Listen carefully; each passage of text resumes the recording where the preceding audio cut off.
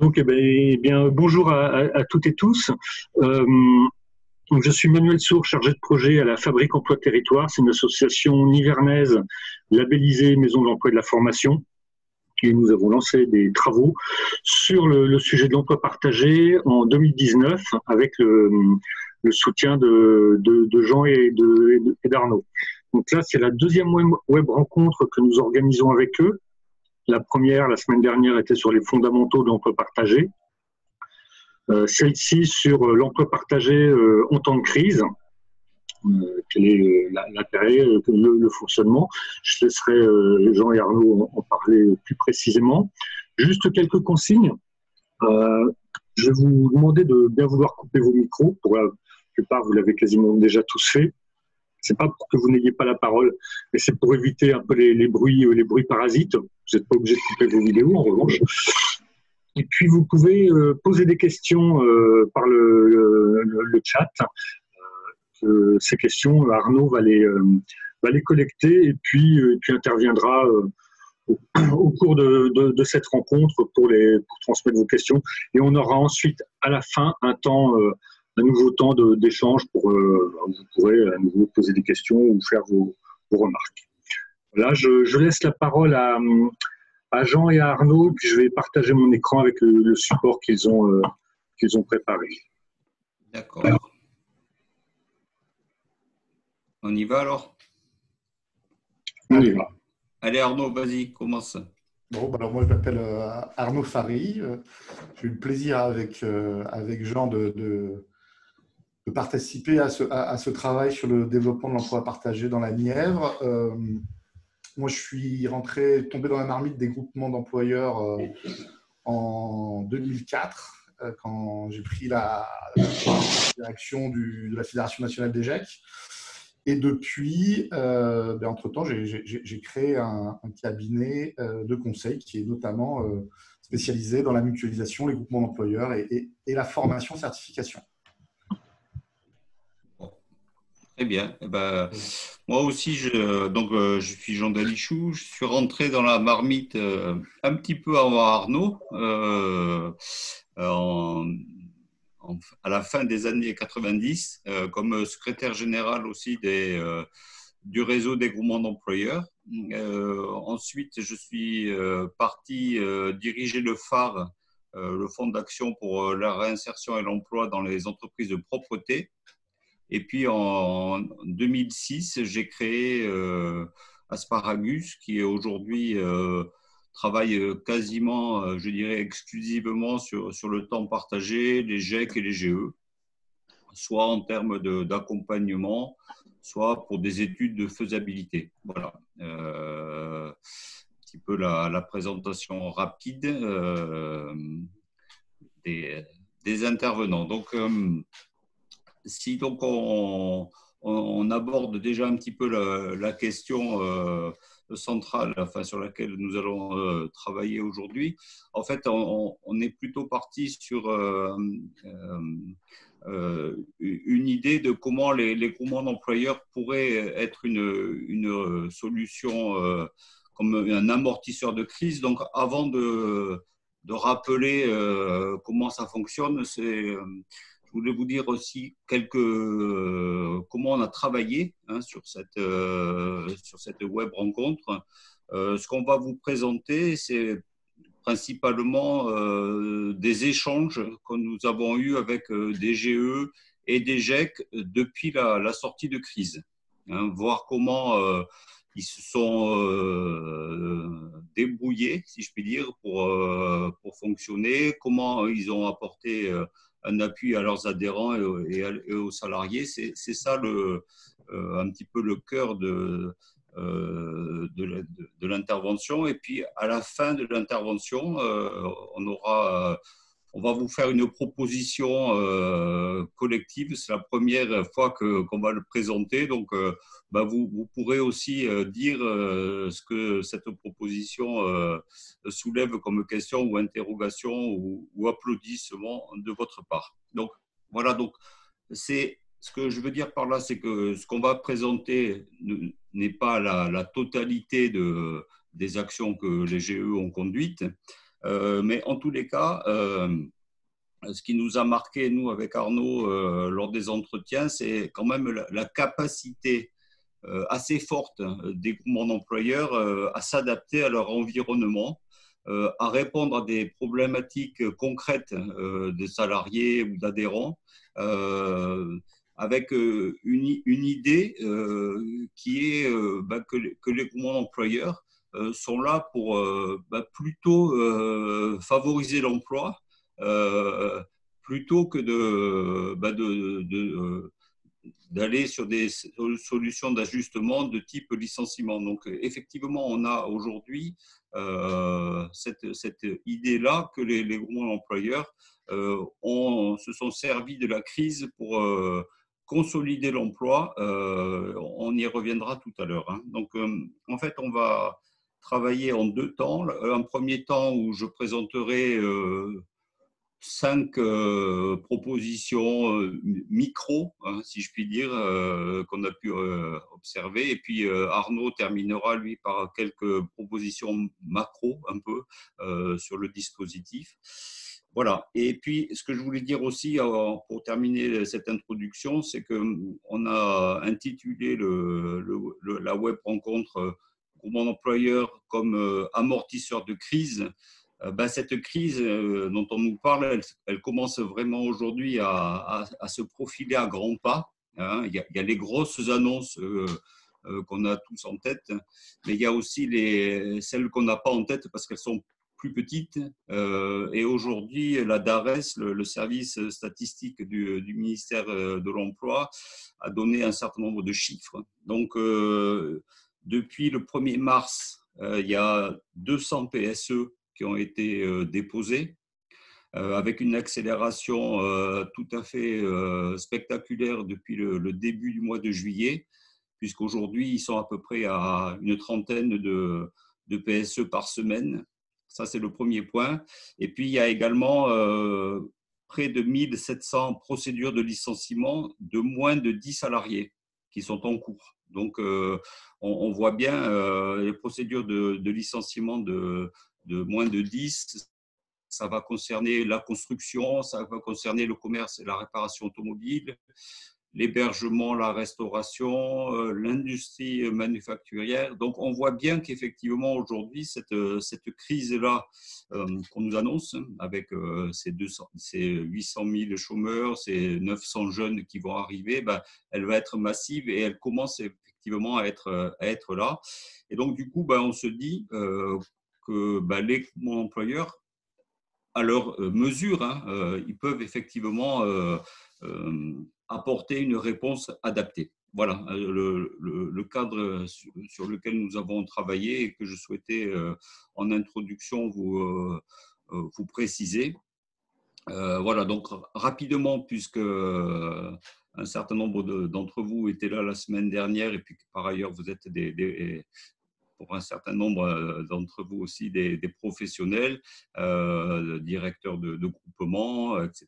Donc, le groupement employeur, c'est donc un collectif. Alors, quand je dis un collectif d'entreprises, c'est entreprise entendue au sens large, hein, c'est plutôt personne morale, hein, c'est entreprise, association, collectivité territoriale. Donc, toutes ces structures-là vont créer un groupement d'employeurs qui soit je dirais, à vocation d'insertion et de qualification, qui s'appelle un GEC, ou un groupement d'employeurs multisectoriel, ou un groupement d'employeurs à vocation de service de remplacement plutôt dans l'agriculture. Donc, voilà, ce collectif-là va être sous forme associative ou coopérative. Et donc, le groupement d'employeurs va embaucher des personnes en fonction de ses besoins excusez-moi, parce que alors là, j'ai plein de trucs sur mon écran. Voilà. Donc, le groupement d'employeurs va embaucher un certain nombre de personnes en fonction des attentes, des besoins des entreprises. Donc, le salarié est mis à disposition de l'entreprise, laquelle entreprise adhère au groupement d'employeurs. Donc, voilà, le groupement d'employeurs, en fait, c'est une solution qui effectivement est assez connue, hein, puisque la loi date de presque 35 ans. Moi, ce que je vois dans les groupements employeurs, c'est que c'est un outil assez plastique, hein, puisqu'il va il va un peu se déformer en fonction des attentes du collectif. Donc, effectivement, ça peut être un GE, ça peut être un GEC, ça peut être un GE de branche, ça peut être un GE multisectoriel. On peut fonctionner en mono mise à disposition, c'est-à-dire le salarié est dans une entreprise tout au long de son contrat. On peut être en multi mise à disposition, c'est-à-dire que là, le salarié va tourner en fonction des besoins des entreprises adhérentes. Donc voilà, c'est vraiment quelque chose qui est assez plastique. C'est aussi un outil qui est à la main des adhérents, hein, puisque les adhérents vont être à la gouvernance.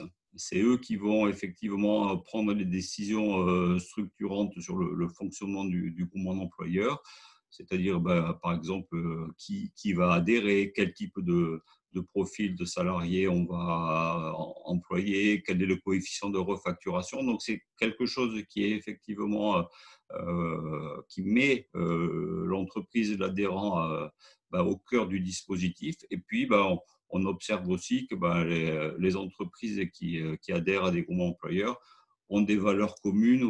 Aujourd'hui, on voit, et on y travaille avec Arnaud, sur des chartes de bonnes pratiques, comment effectivement le GE, le GEC peut donner sa pleine puissance. Donc voilà, hein, on est dans ce dispositif-là qui est bien connu, hein, voilà, sur lequel on pourra revenir tout à l'heure. Mais donc, vous voyez, c'est une relation triangulaire.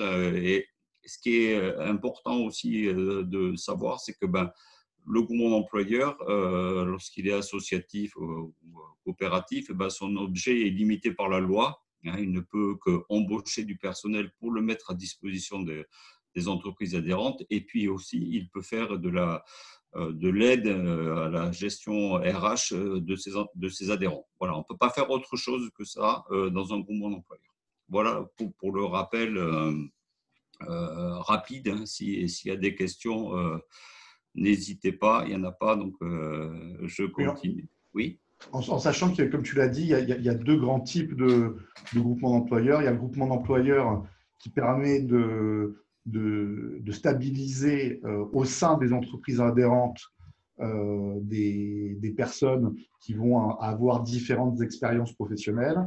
Et puis, il y a les GEC qui, eux, n'utilisent pas des CDI, mais utilisent plutôt des contrats en alternance à durée déterminée et qui ont pour objectif de mutualiser non seulement des parcours de qualification, mais aussi une force de soutien RH, d'accompagnement, de médiation avec les organismes de formation qui vont faire que les entreprises qui généralement ont des besoins de personnel, qui veulent recruter, on avait vu la semaine dernière que même en temps de crise, il y a des besoins de recrutement, malgré les PSE, il y a des besoins de recrutement.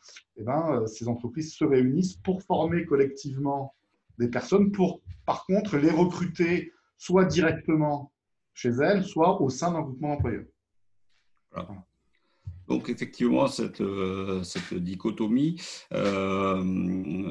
Donc là, pour rentrer dans le cœur un petit peu de la discussion, ce qui nous est apparu assez frappant avec Arnaud, encore une fois, lorsqu'on a échangé avec l'ensemble des groupements d'employeurs dont on va vous présenter tout à l'heure un petit peu les actions récentes, c'est que le maître mot des groupements d'employeurs, c'est en fait l'ajustement en permanence, l'adaptation et la préparation du rebond à la sortie de crise. C'est quelque chose qui effectivement nous est apparu vraiment marqué. Hein, cette adaptation, c'est certainement pour moi ce que je retire vraiment des derniers entretiens que j'ai eus.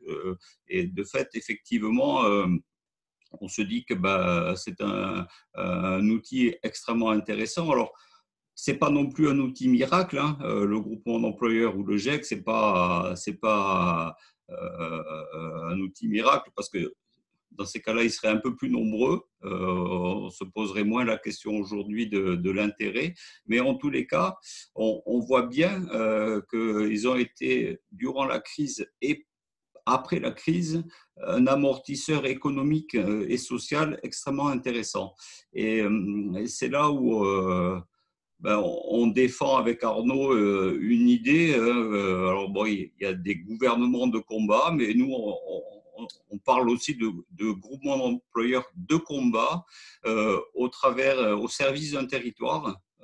Et là, on revient aussi sur les fondamentaux du dispositif, puisque la circulaire de 1994 disait que le groupement d'employeurs, indépendamment de la saisonnalité, le temps plein, le temps partiel, pardon, il y avait aussi l'origine, la volonté de maintenir l'emploi sur un territoire par l'engagement de plusieurs entreprises. Et on se dit que aujourd'hui, la crise, et je rappelais les chiffres de la DARES tout à l'heure, très certainement, la crise devrait quand même permettre à ces fameux GE de combat d'être là pour minimiser, encore une fois à leur place, mais en tout cas minimiser la crise. Voilà.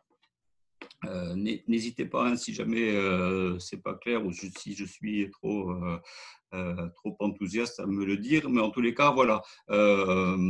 Donc voilà, nous, c'est ce qu'on voit, cette capacité de rebond, d'adaptation, c'est vraiment très important.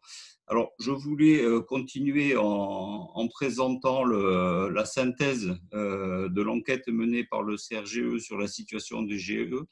Mais je crois que la directrice ou un certain nombre de ses collaborateurs sont là. Alors peut-être que Cyrielle, est-ce que tu veux commenter ou pas?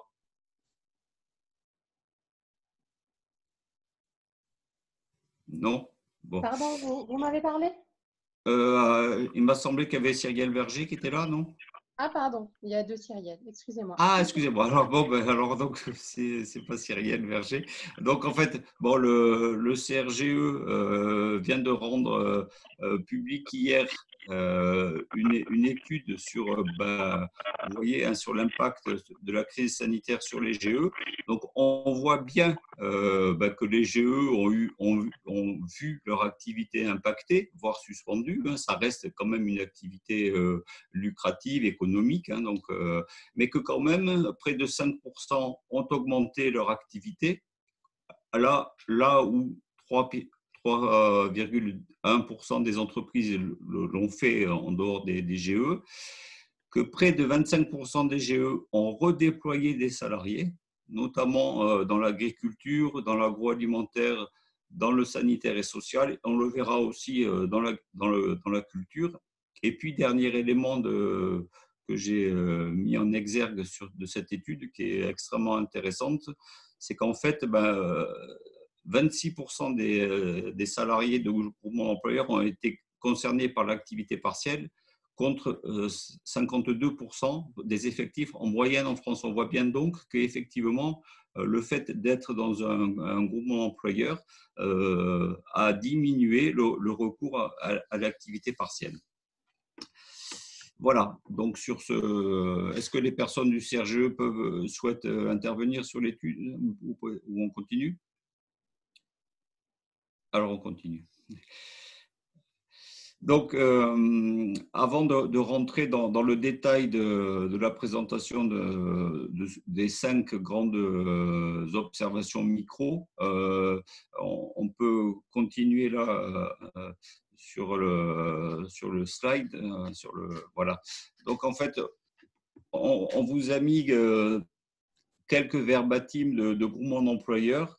Moi, j'en retire effectivement 2 choses. C'est qu'aujourd'hui, les grandes entreprises ont en interne, on va dire, des RH, du commercial, enfin, toute une série de services qui vont aider à la reprise. En revanche, pour les TPE-PME, qui sont quand même globalement le cœur des adhérents des GE, forcément, il y a moins je dirais, de facilité. Et du coup, le GE va apparaître comme effectivement cette ressource externe qui va permettre effectivement aux entreprises de passer le cap. Et donc, j'ai dans les verbatim, là, alors, on voit bien les termes, hein, solidarité inter-entreprise,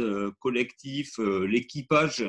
Euh, D'autres pourraient parler de PAC, mais donc voilà, on est bien effectivement dans quelque chose où effectivement le groupement d'employeurs dans la vision micro apporte avec ce que dit le directeur du GIEC 24, un mode d'organisation de l'emploi où le collectif l'emporte sur l'individuel.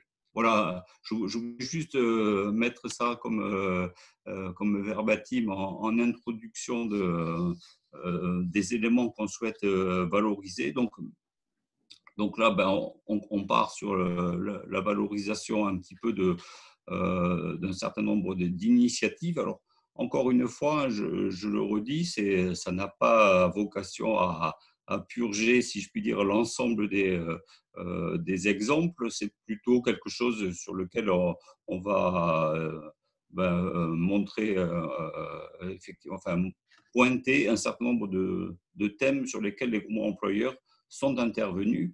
Et de ce fait, à ce titre-là, apparaissent comme effectivement des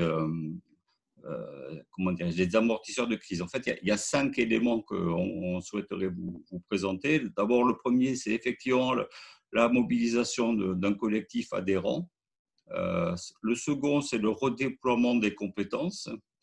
Le troisième, c'est l'adaptation des formations. Le quatrième point, c'est le recrutement en période de crise.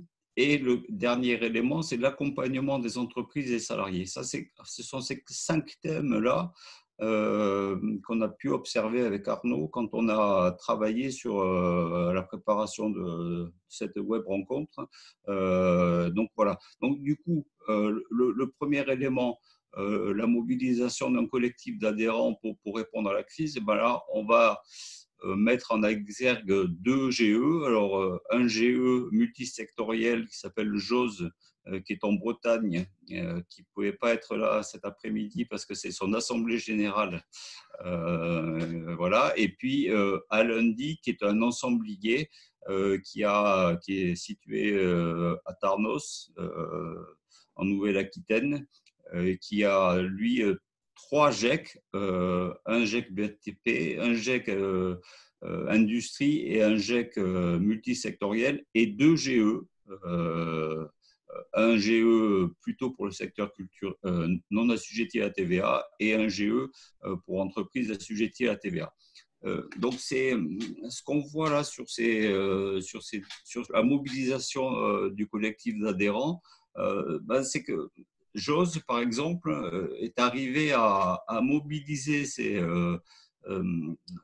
adhérents de façon tout à fait intéressante, à savoir que les membres du conseil d'administration ont proposé aux adhérents un certain nombre de services dans les domaines RH, domaines financiers. Donc, il y a eu un apport méthodologique gratuit, hein, fait par les employeurs membres du groupe du conseil d'administration de JOSE pour aider leurs adhérents à effectivement se débrouiller assez rapidement dans la crise. Donc voilà, un collectif d'adhérents qui se mobilise. Ça, c'était un premier élément. À lundi, quand nous avons échangé avec la directrice, ce qu'elle dit, c'est que aucun des salariés du groupe, de ces 5 entités, aucun des salariés n'a été laissé de côté. Personne n'a été laissé au bord de la route, dit-elle. Donc, elle dit que les valeurs dont on évoquait tout à l'heure la réalité dans les GE, eh bien, effectivement, ces valeurs de partage, de conscience de la formation, de solidarité, ont permis que même que personne donc, ne soit laissé au bord de la route. Et un certain nombre d'entreprises sont même un peu plus investies, alors même que leur situation économique aurait pu les emmener à se retirer du groupement. Donc là aussi, un intérêt quand même à mettre en avant, c'est que le groupement employeur, quand on y est, les entreprises apprécient beaucoup les choses. Alors, ça se met pas, quand on fait la synthèse des entretiens, on voit bien que c'est pas naturel, hein, tout ça, c'est beaucoup de travail, beaucoup d'animation, hein, et on voit bien que en fait, le groupement d'employeurs, c'est un animateur de collectif d'adhérents, mais c'est aussi une ressource pour le collectif d'adhérents. Donc voilà, donc du coup, voilà, c'est le premier point qu'on souhaitait mettre en avant, qu'un groupement employeur, dans la crise, à partir du moment où le collectif a été auparavant vraiment, entre guillemets, bichonné, eh ben, il a rendu aussi, dans la crise, il a rendu service, soit par effectivement, ces actions qui permettent effectivement de dire que là, on est sur un groupement employeur avec un vrai collectif. Voilà, ça c'est le premier élément que je souhaitais mettre en avant. Le second, c'est que effectivement, d'un côté, on a les entreprises, mais on a aussi le redéploiement de compétences. Euh, on le disait tout à l'heure dans l'enquête du CRGE, un certain nombre de groupements d'employeurs ont redéployé les compétences. Là, le GE qu'on souhaite valoriser, c'est extrêmement intéressant parce que c'est un GE qui est un GE qui intervient dans le secteur culturel et dans le secteur de l'ESS. Et dans le secteur culturel, effectivement, la crise a été quand même extrêmement puissante, mais pour autant, sur les 98 adhérents de l'AGEC, aucun des salariés n'a été mis en activité partielle. Alors qu'on pouvait quand même penser qu'effectivement, n'ayant plus d'activité, les salariés du GE allaient être mis eux-mêmes en activité partielle. Ce n'a pas été le cas. Alors ça aussi, ça ne se fait pas naturellement. Il y a eu un gros travail par l'équipe de l'AGEC. Ils ont créé ce qu'ils appellent des groupes métiers, c'est-à-dire que les salariés plutôt RH ou les salariés plutôt investis dans la gestion financière, ont travaillé pour l'ensemble des structures en analysant les textes, en précisant comment il fallait effectivement les analyser. Donc, il y a eu ces groupes métiers. Et puis, il y a eu aussi un certain nombre de personnes qui ont redéployé leurs compétences, et notamment une directrice administrative qui était mise à disposition de 3 structures, 2 compagnies théâtrales et le GIP Bordeaux Médiation, je crois. Et du coup, la structure qui était en médiation a eu beaucoup plus d'attentes que les 2 compagnies théâtrales. Et donc, du coup, la personne a pu redéployer ses compétences en quittant, si je puis dire, les 2 entreprises, les 2 compagnies théâtrales pour aller dans le GIP. Voilà. Donc, du coup, ce redéploiement, c'est ce fameux système de vase communicant où dans le groupement employeur, la multi-mise à disposition permet aussi ça. Mais ce que nous disait la directrice du groupement, c'est que ça, là non plus, ça ne se fait pas naturellement. Il y a une connaissance vraiment fine des besoins des adhérents, la réalité du besoin des adhérents, et puis aussi l'analyse des compétences des salariés de façon à ce que on puisse redéployer les compétences là où elles ont besoin de l'être. Voilà, ça c'était le deuxième point. Le troisième point… Pour aller dans ton sens en 15 secondes, c'est-à-dire que là, l'idée, c'est que non seulement on a, j'allais dire, la collectivité a échappé au chômage partiel, mais qu'il y a une des trois structures qui a pu faire face à un pic d'activité pendant la crise. Donc, c'est non seulement on aurait pu se dire, bon, chômage partiel, tout le monde en a bénéficié, mais au-delà de ça, ça représentait une force pour les structures qui avaient besoin de faire face à des besoins de compétences très fines. Et sans le groupement, ça n'aurait pas été possible d'avoir une telle réactivité et une telle adaptation aux besoins d'avoir plus de ressources humaines. Voilà. Donc effectivement, et puis encore une fois, dans un secteur qui était effectivement complètement sinistré, quoi. Voilà, c'était aussi intéressant pour ça. Donc, troisième élément qui nous est apparu intéressant de valoriser dans le cadre des GE comme amortisseur de crise, c'est l'adaptation des formations. Alors, adaptation des formations pour répondre à la crise, mais aussi pour répondre à des nouvelles demandes.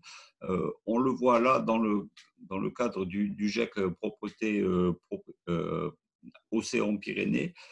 Bon, effectivement, la propreté a été au top, si je puis dire, dans la lutte sur le Covid. Mais ce qui a été intéressant dans ce GE-là, c'est que effectivement, les jeunes et les moins jeunes qui sont salariés du groupement suivent des formations qualifiantes, puisque c'est un GEC que les personnes vont donc sortir du GEC pour aller être employées dans une entreprise du secteur de la propreté. Mais surtout, ce qui a été intéressant, c'est que la directrice, très rapidement, a demandé à l'organisme de formation d'apporter, je dirais, des modules de formation spéciales Covid, de façon à ce qu'effectivement les salariés soient formés aux nouvelles exigences qui étaient liées au Covid. Donc, du coup, les modules de formation ont été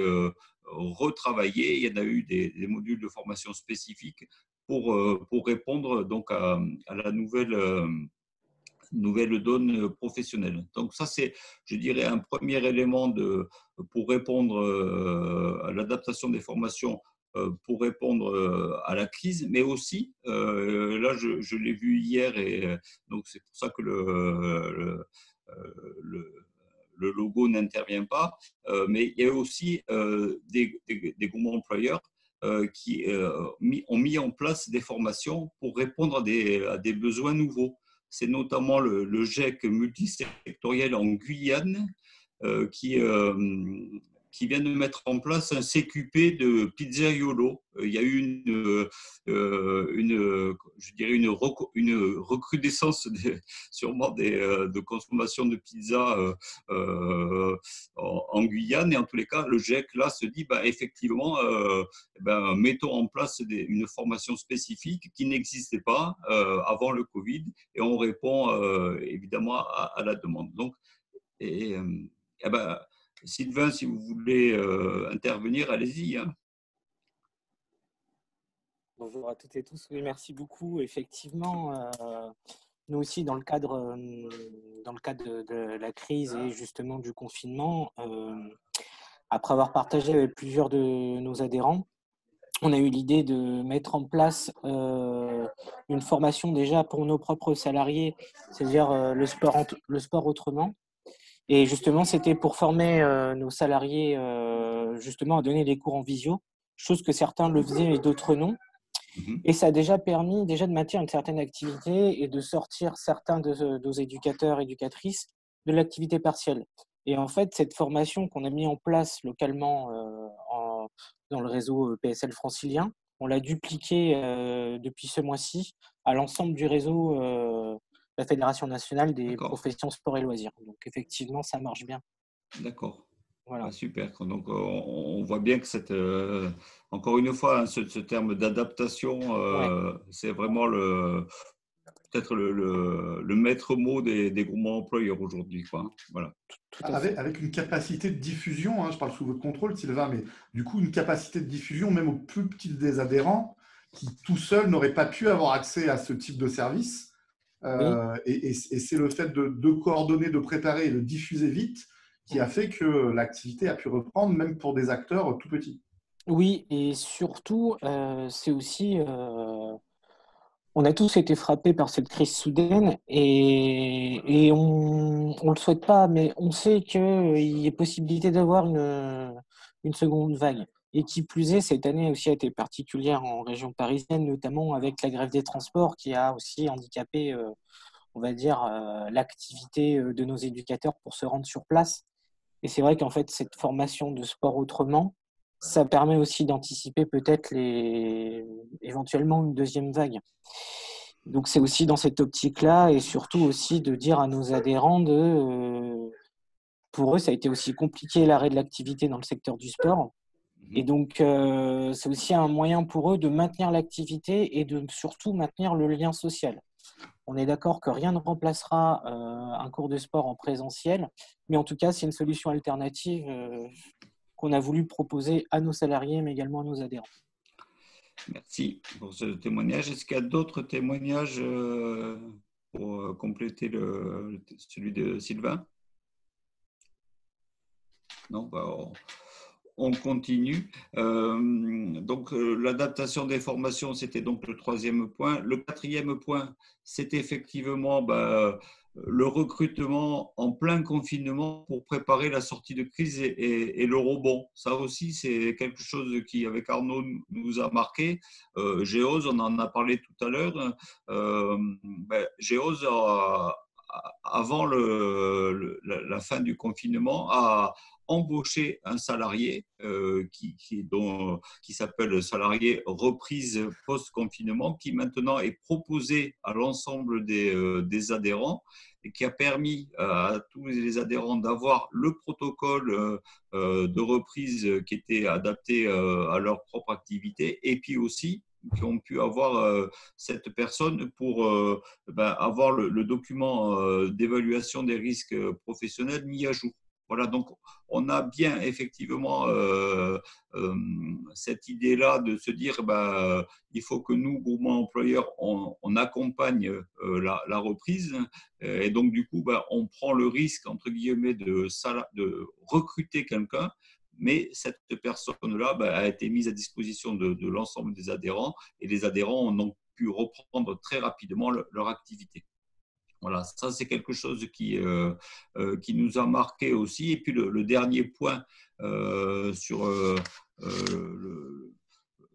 je dirais, la vision micro, c'est effectivement que les groupements d'employeurs, c'est aussi, entre guillemets, des interlocuteurs assez importants pour les TPE, les PME. Donc là, on voit bien que pour deux exemples, le GEC propreté, là, le directeur s'est dit il faut que j'emmène les nouveaux salariés, puisqu'il a recruté 7 personnes finalement durant le confinement. Mais il s'est dit, ces personnes-là, je ne peux pas les laisser toutes seules prendre leur poste.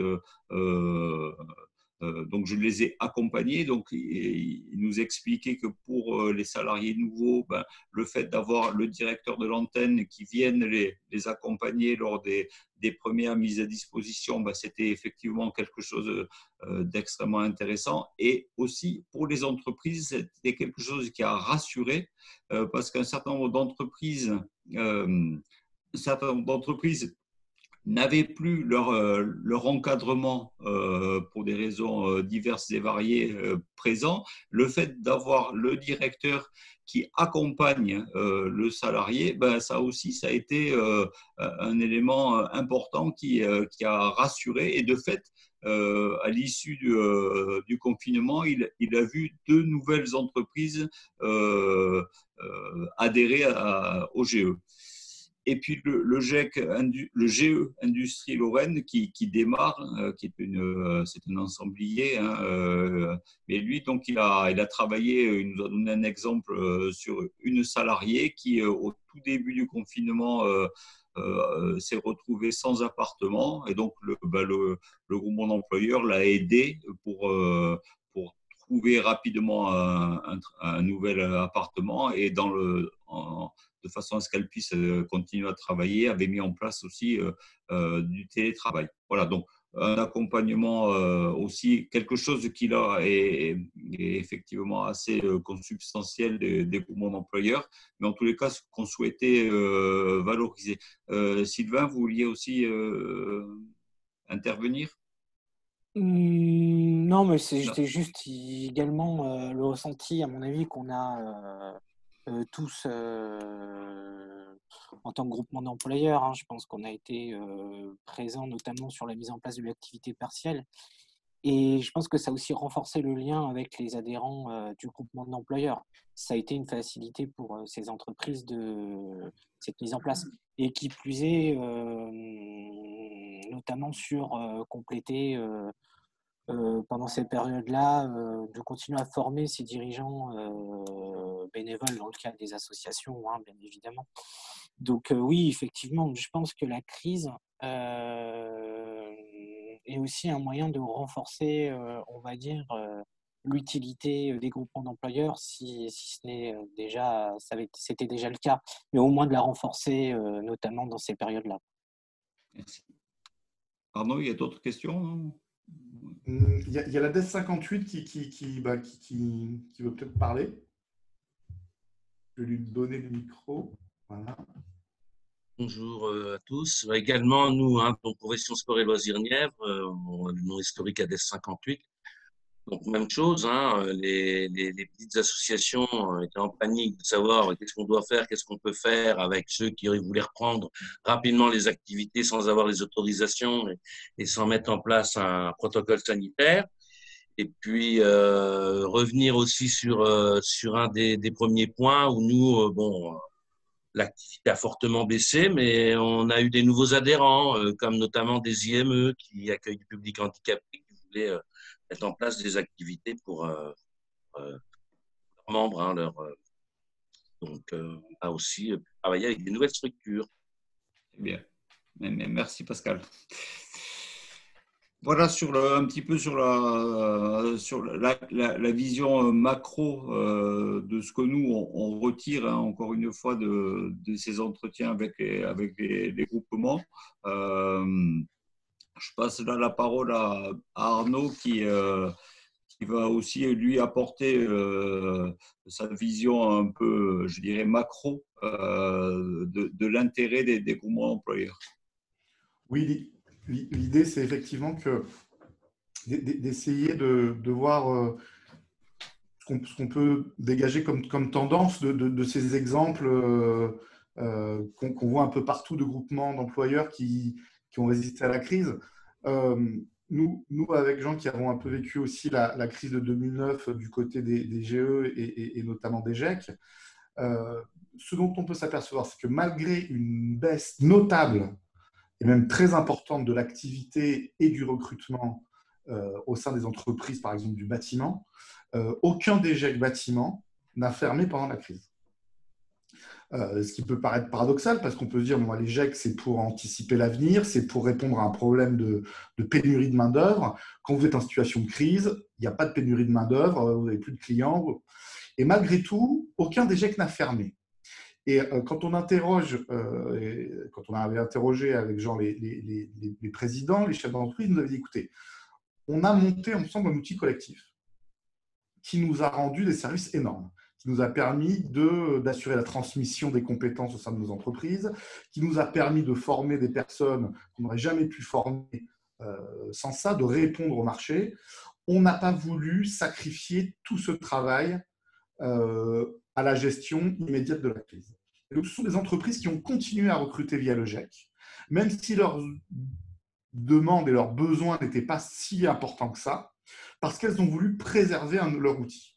Et ça, c'est extrêmement important parce que ça montre qu'une fois que le collectif d'entreprises au sein d'un groupement d'employeurs et notamment d'un GEC s'est constitué, il va tout faire pour le préserver et donc stabiliser l'emploi et donc ne pas avoir une surréaction et même avoir une sous-réaction à la crise parce qu'il va anticiper le rebond. Et je pense que c'est extrêmement actuel et ce n'est pas un hasard si, on va dire, dans la crise de l'apprentissage qu'on vit actuellement, parce qu'il y a quelques mois, on disait qu'il y a trop de contrats qui sont signés, mais maintenant on s'aperçoit qu'il n'y en a pas assez. Si la DGOFP envisage d'étendre l'aide à l'accompagnement pour les contrats d'apprentissage pour les GEC, c'est parce qu'il y a une reconnaissance de cette capacité, entre guillemets, à amortir la crise et à se projeter dans le futur, même si la situation actuelle est très difficile. Et donc, on voit bien que structurellement, ce travail collectif, dont Jean a très très bien parlé, de solidarité, de diffusion, de mutualisation, il paye et il permet de continuer à penser au lendemain, même si le jour présent est très difficile. On a aussi un deuxième exemple avec les conventions de revitalisation. Peut-être que sur certains des territoires, des acteurs qui sont présents dans ce webinaire, il y aura des conventions de revitalisation. Et on voit bien, il y a eu la Cour des comptes qui a travaillé sur ce sujet-là. Et un des points clés, c'est le lien avec les parties prenantes et la capacité d'engager les territoires. Et on voit bien, quand on prend du recul sur ces conventions de revitalisation, qu'il y a deux sujets. C'est que c'est difficile de mobiliser les entreprises et c'est difficile d'avoir une partie prenante qui ne soit pas un cabinet de conseil qui va prendre beaucoup de temps et d'argent pour aller essayer de raccrocher les liens et de créer des liens entre les acteurs. Et on voit que le GEC et que les groupements d'employeurs aussi en général peuvent être des acteurs complètement clés pour engager les PME, notamment du territoire, sur ces actions de revitalisation. Ce n'est pas un hasard si le guide méthodologique national de la DARES cite les GEC et cite un exemple de GEC, de 4 GEC aquitains qui ont participé au plan de revitalisation suite à la fermeture de l'usine Ford à Blanquefort.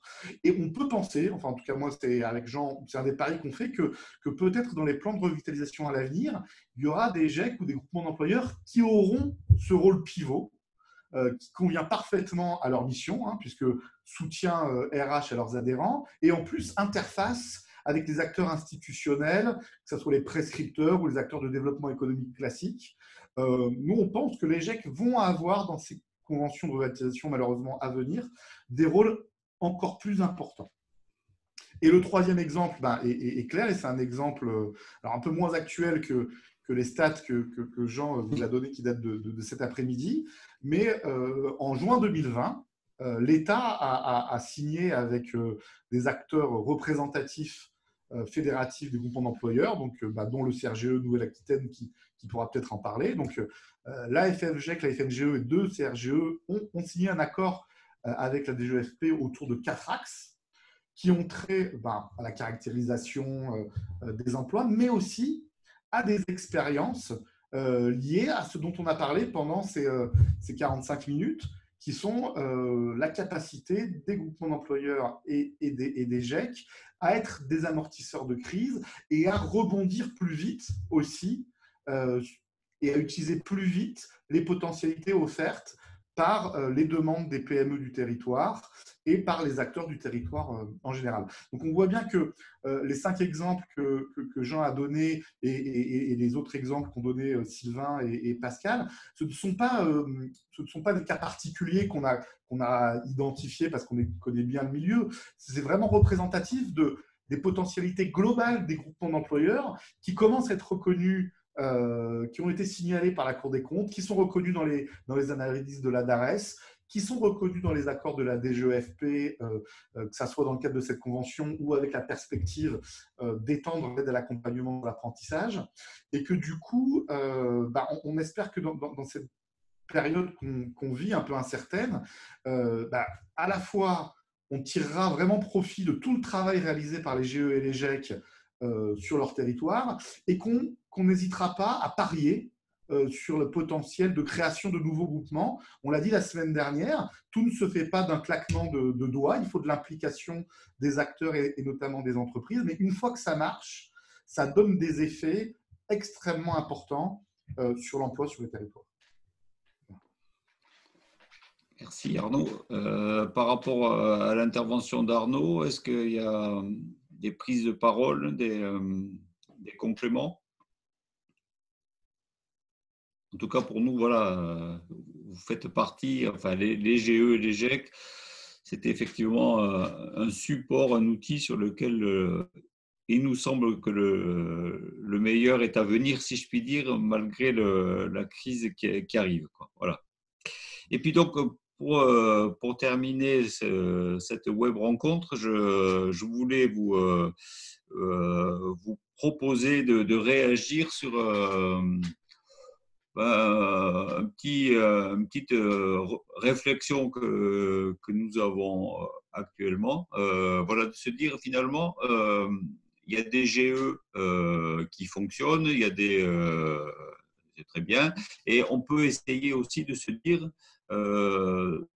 dans un amortisseur, c'est que c'est par définition temporaire. Donc on se dit, est-ce que ce serait pas intéressant aussi d'avoir ce nouveau schéma-là que je vais essayer de vous commenter parce qu'il est tout récent. C'est de se dire qu'en fait, on a des entreprises, c'est la partie droite hein, du support. Donc, vous avez des entreprises qui, momentanément, sont en baisse d'activité. Et donc, du coup, elles pourraient mettre à disposition du personnel vers le GE. Ça, c'est le premier temps. Donc, c'est un transfert provisoire du salarié vers le GE de façon à ce que la compétence des salariés de l'entreprise B qui est en difficulté se transmettent vers des entreprises qui peuvent avoir des besoins sur le territoire et donc du coup mettre en place cette forme-là un petit peu, vous le voyez, c'est assez proche du prêt de personnel, mais dans une version collective, donc soit en disant on crée un GE spécifique ou peut-être, je pense que c'est mieux d'ailleurs, s'engager sur un GE existant où donc effectivement il y a un transfert où le salarié de l'entreprise en difficulté devient provisoirement salarié du GE par transfert de son contrat de travail avec une clause retour de façon à ce que le jour où son entreprise retrouve l'activité qui était la sienne, il puisse la réintégrer. Et entre-temps, il a travaillé, la compétence est restée sur le territoire et du coup, voilà, ça évite l'activité partielle, ça évite le chômage et ça peut aussi mobiliser les groupements d'employeurs sur une nouvelle logique, mais là assumée d'activité temporaire, de façon à faire effectivement le tampon entre la partie un peu compliquée qui s'annonce et puis les jours meilleurs qui reviendront. Voilà. Là, je ne sais pas si vous avez des observations. Hein, c'est vraiment quelque chose qu'on met en discussion. Hein, peut-être que c'est quelque chose qui est tout à fait illusoire. Mais en tous les cas, voilà, on se dit que peut-être on peut avoir aussi auprès de ce dispositif-là une action collective temporaire et qui permet effectivement d'éviter ces très nombreuses mises en activité partielle ou au chômage qu'on nous annonce. Voilà. Je ne sais pas si vous souhaitez réagir là-dessus. Moi, ça m'intéresserait bien que vous le fassiez parce que est-ce qu'il y a eu un assouplissement en fait, l'assouplissement, il est sur la convention qui aujourd'hui peut ne pas être validée par les institutions représentatives du personnel, mais sinon, on est toujours dans le cadre légal prévu par la loi Cherpion. Mais c'est vrai qu'on peut envisager un prêt de main-d'œuvre de l'entreprise à un groupement d'employeurs existant, si derrière il y a tout ce travail d'anticipation et de collecte des besoins des membres actuels du groupe. Ah oui, c'est encore une fois, c'est pas quelque chose qui se fait autant ce qu'on avait vu la semaine dernière sur le prêt de main-d'œuvre, c'est relativement simple, encore que il faut quand même l'accompagner. Là, ce serait plutôt effectivement de ce fameux GE de mission qui pourrait apporter une réponse ponctuelle à la crise. Voilà. Vous avez tout l'été pour y réfléchir. T'inquiète pas, Pascal. Voilà. Quelqu'un veut prendre la parole en dehors de questions à poser, un témoignage, une réaction? Non. Non, est-ce que ça vous a… Est-ce que par rapport à, je dirais, l'objectif de montrer les groupements d'employeurs comme amortisseurs de crise, est-ce que vous avez… on vous a convaincu, si je puis dire. Est-ce qu'au contraire, vous avez des observations, des remarques, allez-y.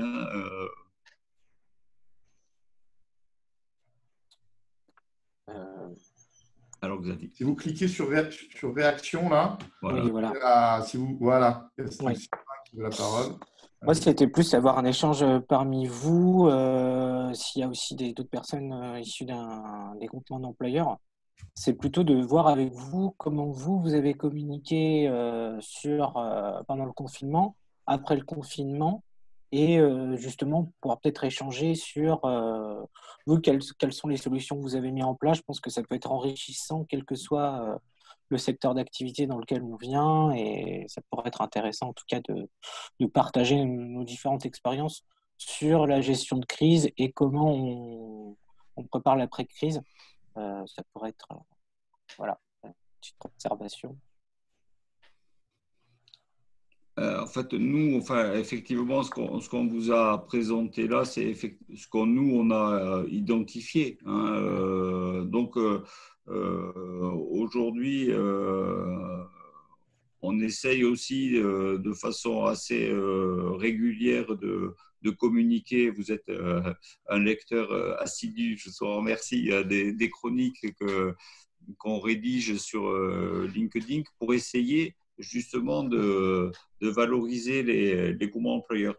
À ce titre-là, si je puis me permettre, il y a un problème avec les groupements employeurs, c'est que vous n'arrivez pas à valoriser ce que vous faites. C'est-à-dire que plupart des choses, ce que vous faites, c'est assez extraordinaire. Et quand vous téléphonez à un groupement d'employeurs, oh ben non, je ne vois pas trop ce qu'on peut te dire. Alors, il faut vraiment creuser. Et ça, je dirais, c'est incroyable. Je ne comprends pas. On se fait suivre sur la communication là-dessus parce qu'on a aussi remarqué ce problème. Et justement, il faut qu'on arrive tous à vulgariser, tout en gardant notre spécificité technique, mais aussi à vulgariser nos actions parce que je pense que n'importe quel groupement d'employeurs qui sont ici ne font pas que de la mise à disposition. Enfin, on fait d'autres activités. Et je pense que ça peut être aussi, c'est là aussi d'où l'objet de ma question et de ma remarque, c'est aussi de réussir à se coordonner tous par rapport à nos secteurs d'activité et de créer peut-être vraiment peut-être une communication globale sur les groupements d'employeurs et après se diriger les uns les autres en fonction des secteurs d'activité. Donc voilà, c'est vraiment, oui, les chambres régionales de SS, oui, c'est… Je note. Donc voilà, moi, c'était plus là-dessus, vraiment de essayer de valoriser, de nous valoriser tous ensemble sur nos actions très importantes pour la crise, quoi. Ben oui, parce que c'est vraiment… Aujourd'hui, on a quand même un certain nombre de groupements d'employeurs qui sont, entre guillemets, âgés. Il y en a un qui va fêter ses 30 ans, il y en a plusieurs qui fêtent leurs 20 ans. Donc, c'est maintenant un dispositif euh, Allez. vraiment reconnu. Ce qu'on évoquait la semaine dernière, c'est qu'à partir du moment où ça fonctionne bien, il y a très peu, pour ainsi dire, rien, zéro groupement employeur qui ferme. Donc, c'est que effectivement l'offre, elle est vraiment extra. Et ben, pour autant, à part les membres de notre famille et qui en peuvent plus parce que les groupements employeurs du matin au soir, ça va bien. Euh, on a du mal à arriver à valoriser ça, hein, c'est vrai. Et bon, on, on va y arriver, mais c'est vrai que ce qu'évoquait Arnaud avec cette convention, oui, cette convention avec la DGEFP, je pense que ça va aussi donner un assez gros focus sur les groupements d'employeurs. Ou alors c'est à désespérer de tout.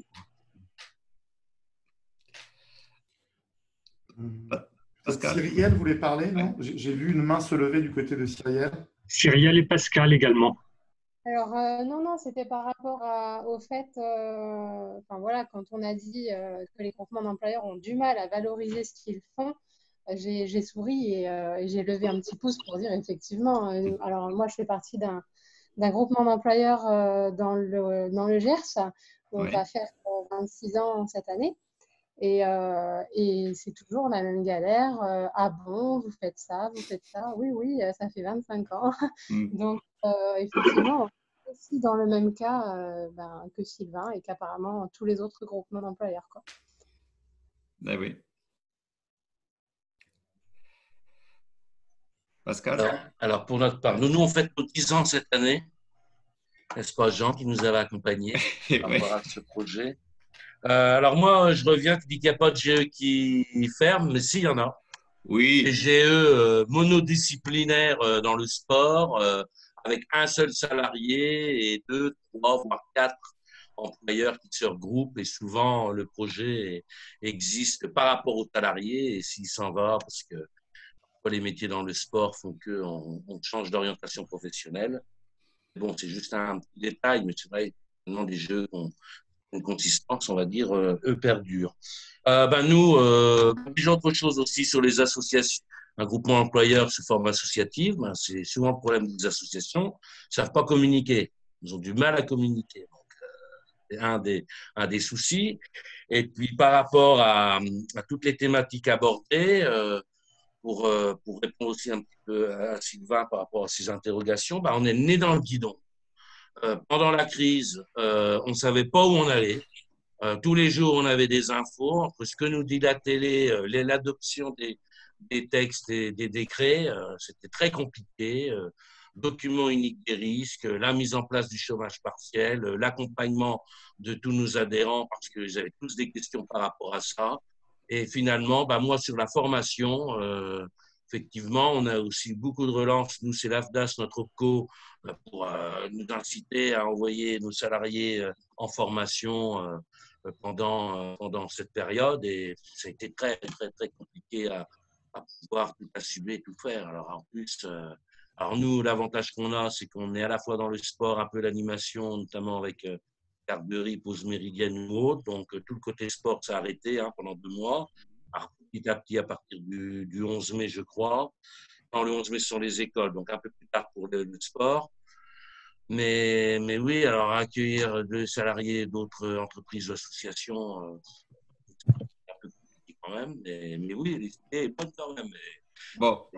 Tout dépend du secteur d'activité, en fait. Oui, oui, oui, hein, c'est une réflexion qu'on mène là pour se dire comment éviter d'être dans une situation catastrophique, puisque c'est bien ça qu'on nous annonce, quoi. Voilà.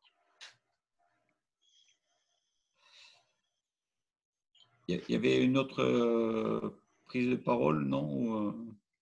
Oui, je voulais me permettre, pardon. Oui. En fait, je vais prendre une casquette dans collectivité, communauté de communes. Tout ce que vous dites sur le groupement d'employeurs, je trouve ça hyper pertinent, surtout dans une logique d'économie circulaire avec la mutualisation de services, de moyens, de matériel, etc., etc. C'est vraiment une dynamique. Et, en tant que communauté de communes, moi, je trouve ce que vous disiez sur l'aspect communicant, je trouve qu'on aurait tout à y gagner ensemble à communiquer et à être beaucoup plus, à avoir un discours commun. Parce que, sincèrement, moi, je serais le premier à parler d'un groupement d'employeurs. Alors après, ça reste des grands mots, hein, bien entendu, ça sera travaillé, à décliner, etc. Mais je pense qu'il y a un réel besoin, en tout cas, donc moi, je suis sur un territoire nivernais, un besoin, une demande, je pense qu'il est en train de se construire, mais à préciser, à travailler. Et pour une collectivité, un groupement d'employeurs serait un vrai appui. Un vrai appui parce que nous, on ne peut pas le faire, sincèrement. Merci. J'ai bien entendu, Nicolas. Hein. Oui, je sais bien, Manuel. Je ne doutais pas que tu allais rebondir là-dessus. On se comprend, je pense. Alors, pour répondre à Nicolas, nous ne nous connaissons pas. Pardon ? Nous ne nous connaissons pas. Eh bien non, tout à fait. Nous sommes presque voisins. Et justement, il va falloir qu'on se rencontre. On est à Nevers, ben oui, voilà. Je vous avais envoyé un petit message sur le chat privé, mais il y en a eu plusieurs, vous n'avez peut-être pas fait attention. On peut se rencontrer, sachant qu'on a déjà travaillé avec la communauté de communes des Bertranges. On vient souvent en appui des collectivités pour apporter des solutions provisoires. Je pense même à la commune de la Charité. On l'a fait aussi sur Raveau. On intervient avec plusieurs communes. Donc, on peut se mettre en relation pour évoquer ça. Mais on attendait aussi l'élection des nouveaux conseils communautaires pour réactiver une communication qu'on avait déjà lancée en 2014. Oui, tout à fait. Je vous partagerai vos coordonnées si vous le souhaitez. C'est gentil, Manu, merci. Bravo. On n'en doutait pas, Manu. Merci.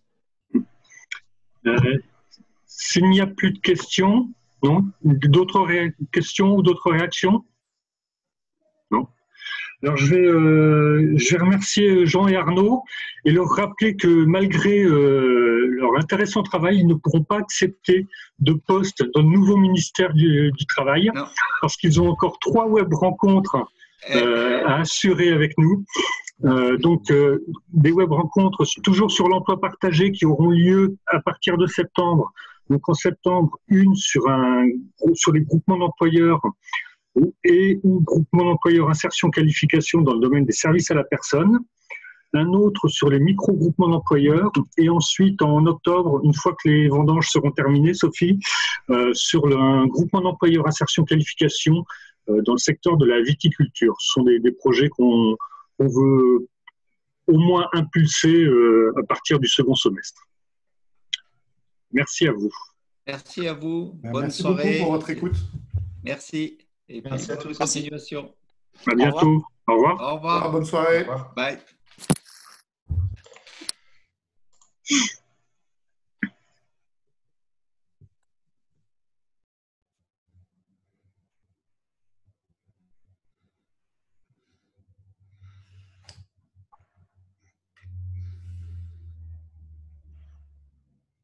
Manuel, au revoir. Ouais. Au revoir Arnaud.